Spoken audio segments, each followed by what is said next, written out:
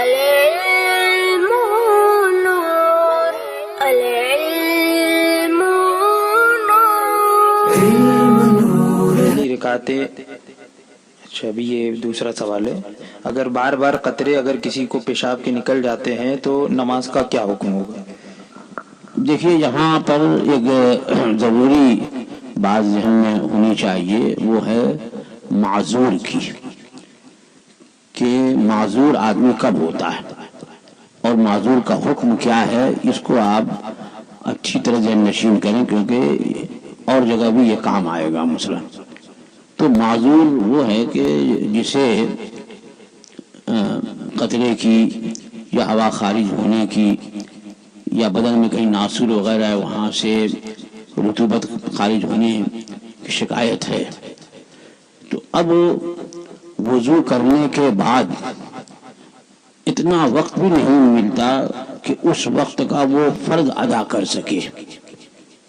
پورے وقت میں، پورے وقت سے مراد یہ ہے کہ جیسے مان لیجئے کہ مغرب کا وقت جو ہے آج کل تقریباً 7 بجے شروع ہوتا ہے، 7 میں 1-2 منٹ پہلے.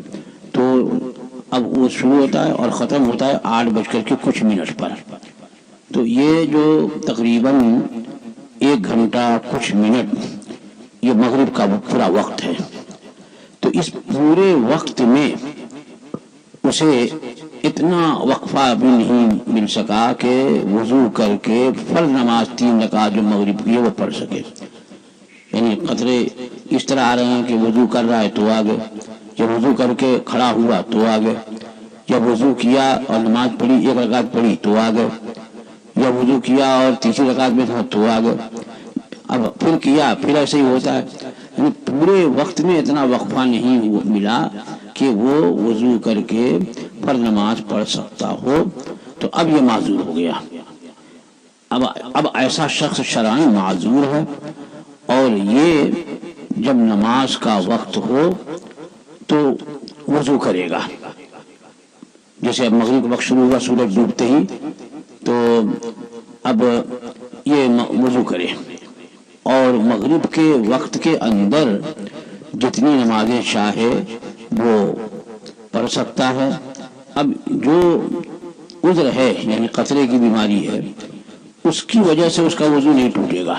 ہاں اور دوسرا کوئی ناقض وضو پایا گیا، مثلا قطرے کی بیماری ہے اور ہوا خارج ہو گئی، یا قطرے کی بیماری ہے اور وہ استنجے کے لیے گیا، یا قطرے کی بیماری ہے بدن سے کہیں سے خون نکل گیا، پیپ مواد نکل گئی، یا منہ بھر کے قے ہو گئی، تو اب یہ ناقض وضو پائے جائیں گے تو وضو ٹوٹے گا. اور اگر کوئی اور ناقض وضو نہیں پایا گیا، صرف یہ قطرے ہی والی جو شکایت ہے، تو اس کی وجہ سے اس پورے وقت میں اس کا وضو نہیں ٹوٹے گا کہ وہ معذور ہے.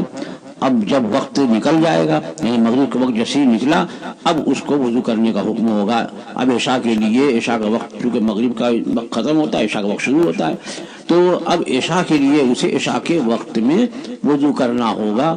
اور اب عشاء کا جب تک وقت ہے صبح صادق تک، اس وقت تک اس عذر کی وجہ سے جو قطرے والی بیماری ہے اس کی وجہ سے اس کے وضو کے ٹوٹنے کا حکم نہیں ہوگا. اور اگر کوئی ناقص پایا گیا، مثلا وہ سو گیا یا کہیں سے خون وغیرہ نکلا، تو اس کی وجہ سے ضرور وضو ٹوٹے گا اور وضو کرنا ہوگا.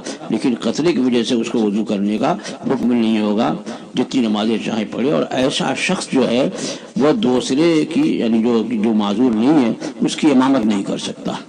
ہاں اپنے جیسے جو معذور ہیں ان کی امامت تو کر سکتا ہے، لیکن دوسرے کی امامت نہیں کر سکتا. ہاں اس کی اپنی نماز ہو جائے گی، معذور ہے. اب یہ عذر ختم ہونے کے لیے کہ یہ حکم کب ختم ہوگا، تو اب جب کہ پورے ایک نماز کے وقت میں یہ اس بیماری کا ظہور نہیں ہوا، یعنی قطرے نہیں آئے، اب پورا ایک وقت نماز کا ایسا گزر گیا کہ اس میں قطرے نہیں آئے، تو اب وہ معذور نہیں رہے گا اور اس کے اب وضو کرے گا، اور قطرے آئیں گے تو وضو ٹوٹنے کا حکم ہوگا. یہ پوری تفصیل آپ ذہن میں رکھیں، کیونکہ بعض لوگ کہتے ہیں، سمجھ لیتے ہیں کہ بھئی ہاں جماعت کھڑی تھی اور اتنا وقت نہیں ملا کہ ہم وضو پھر کرتے اس لیے نماز پڑھ لیے. وہ عذر نہیں ہے.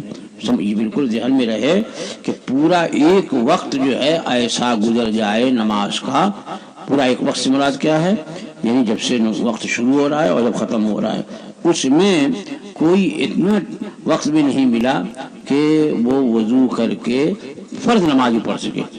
یعنی نفل اور سنت کی بات نہیں کر رہے ہیں بلکہ صرف فرض نماز.